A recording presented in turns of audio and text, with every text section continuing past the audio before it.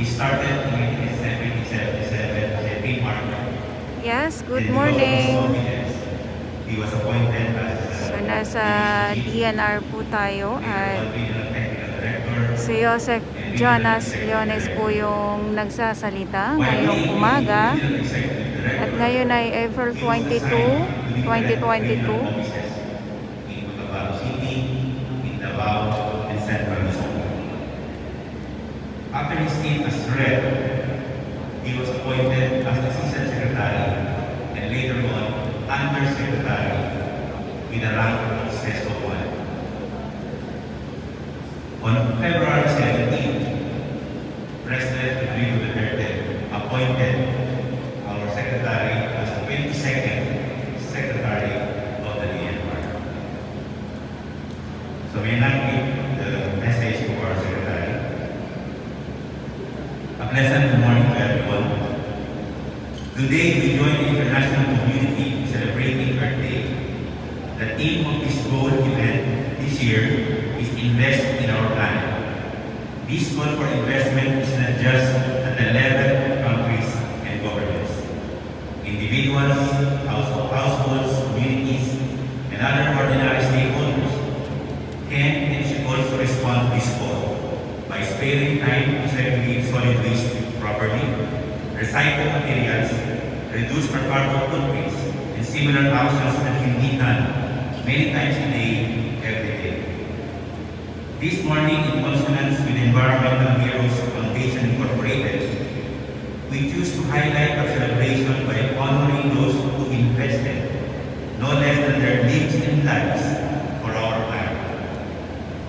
This is the third time since 2016 that we are paying tribute to environmental heroes.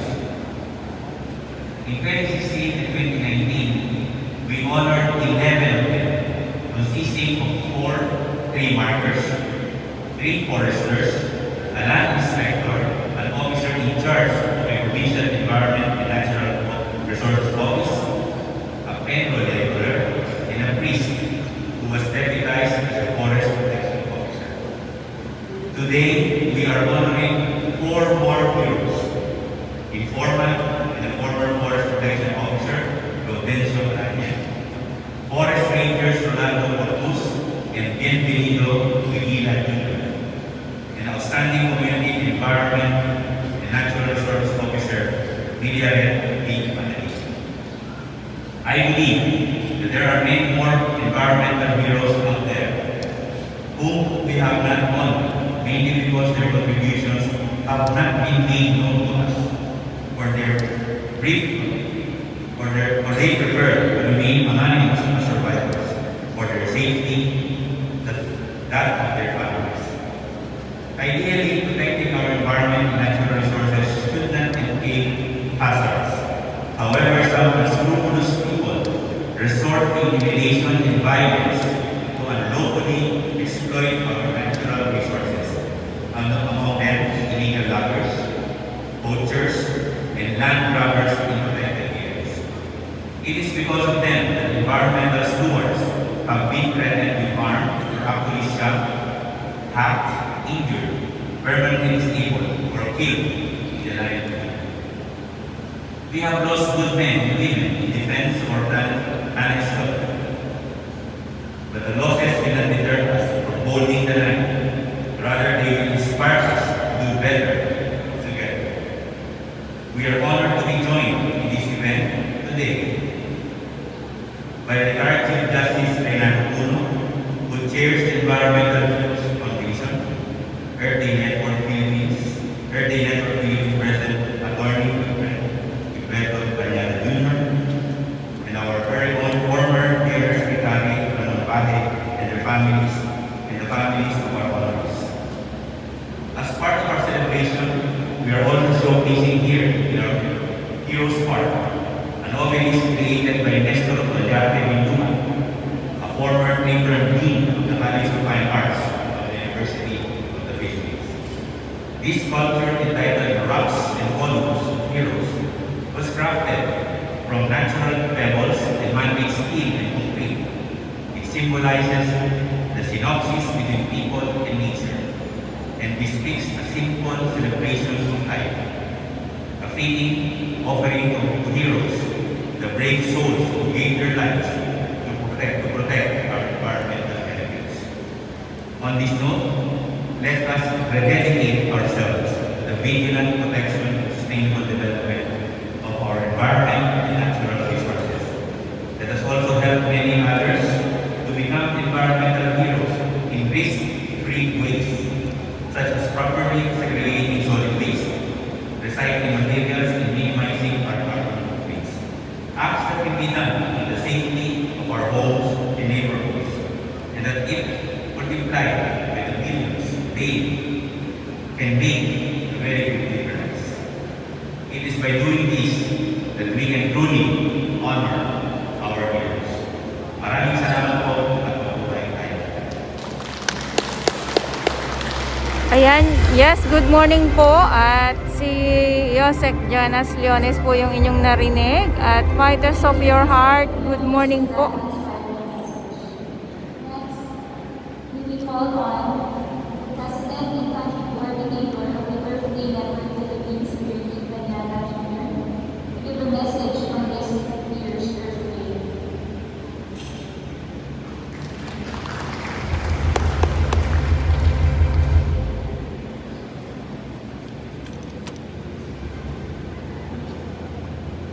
Sa pamilya, Golden Shores Malaya, Rolando Ramos, at Joel Panagal. To all Chief Justice, Secretary Samputa, represented by Undersecretary Jonas Morales, Secretary Shikuna, to Assistant Secretary Kalima and Sarah, to officers, directors of the DENR, and of course the employees, isang makaligtasan tao sa lahat. Good morning po. As we commemorate this 52nd birthday by highlighting the need to protect and preserve the environment, we recognize that through the efforts of government, civil society, businesses, faith communities, and individuals in the last half-century, the downward spiral towards environmental decline has been mitigated. It can even be said that this concerted effort has greatly improved the environment. However, we also know that there remains a bigger problem, one that needs our urgent attention, resources, and focus: the threat of climate change. This year's birthday calls our attention to investing in our planet, and by this we mean that we utilize and allocate resources in order to develop innovation and technology to address environmental degradation. Much has developed over several decades in terms of clean technologies such as solar panels, hydropower, wind power. However, the gap between clean and sustainable technologies and processes as against the traditional fossil fuel-based technologies is still very, very wide. This is why we maintain our call on the Philippine government, particularly the next administration, to start thinking of ways to incentivize communities, local governments, businesses, academia, and even faith-based communities to shift from fossil fuel to clean energy. Moreover, we should desist from any talks, any consideration on the revival of the nuclear power plant. Just as nuclear power was never a good idea for the Philippines more than 40 years ago, it still still is not a sensible option for us today. Nuclear power and its destructive force would wreak havoc on our vulnerable environment in the event of a natural disaster, of which we are no longer strangers, for we have experienced unique but deadly storms. Clean renewables avoid such risks. Economically, nuclear power plants,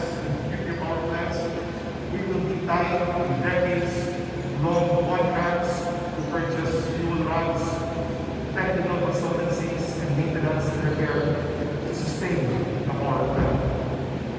Nuclear power normally costs 5 times more than onshore wind power per kilowatt hour. On top of these, the disposal of spent fuel rods will be a logistical challenge in an archipelago with a unique flora and fauna signature. And it's the cost of storing nuclear power waste for hundreds of thousands of years, even factored in the cost. Instead, we should harness what nature has provided for in our 7,000 islands. Abundant sunshine, strong habagat and pamihan winds, and massive ocean currents that pass through our islands. We have barely scratched the surface in harnessing these abundant resources of the islands. Our renewable energy plan developed over several administrations is a good blueprint in order to transition to clean and sustainable energy. Hence, the next administration should encourage these investments, avoid useless and wasteless projects, and provide a good business climate for all those who wish to enter into this industry to provide clean and sustainable sources of energy for our communities. Alongside investments for clean energy, the Philippine government should also ramp up investments in resilience building. We are in the midst of climate change, and scientists all over the world have already raised enough alarms that we will be passing the point of no return soon. Therefore, it is important that our communities, especially the islands, start to get investments in their capacity to adapt to the new normal. Resilience building should already be a bedrock of our development planning in the next years and decades. If we wish to get ahead in addressing the impacts of climate change, we need to capacitate our local government units in charge of climate adaptation actions. We need to increase the woefully inadequate budget for the People's Survival Fund. If all municipalities are equal to available fund, they would only be able to access a little over 50,000 pesos. What do you do with 50,000 pesos?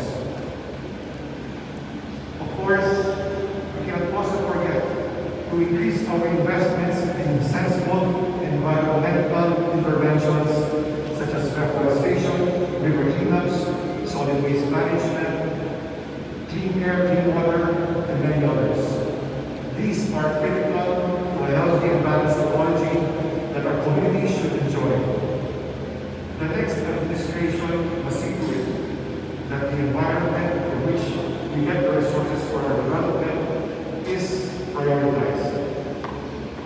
Likewise, the people that live near these resources, whose very lives and livelihoods depend on them, must be given the utmost care and support.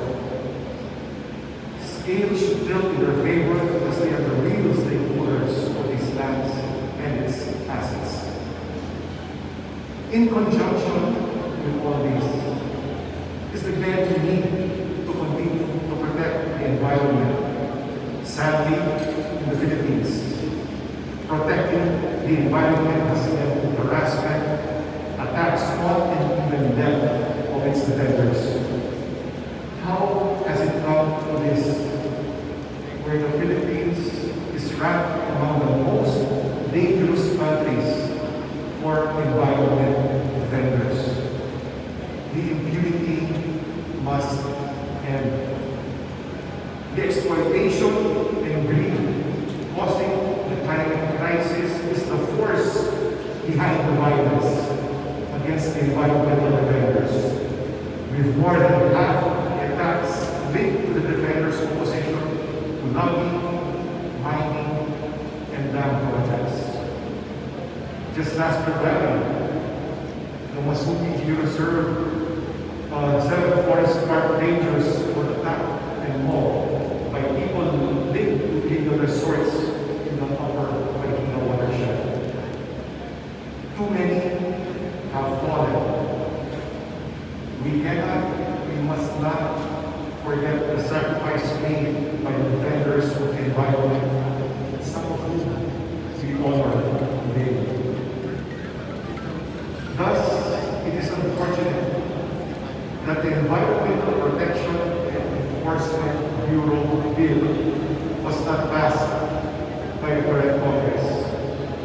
We hope it will be filed in the next Congress and our next leaders will see the need, the urgency in strengthening the DENR to capacitate environmental defenders and law enforcers. Too many of them have fallen.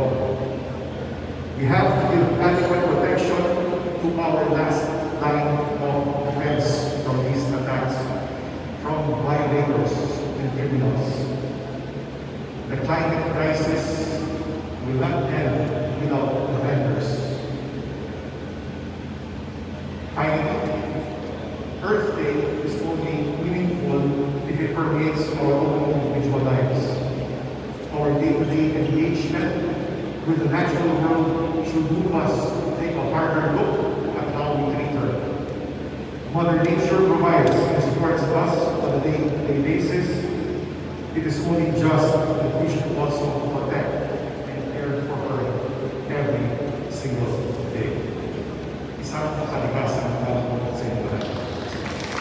Good morning po. Bye po muna sa ating mga viewers. Balik po tayo mamaya-maya. Maraming salamat and God bless po.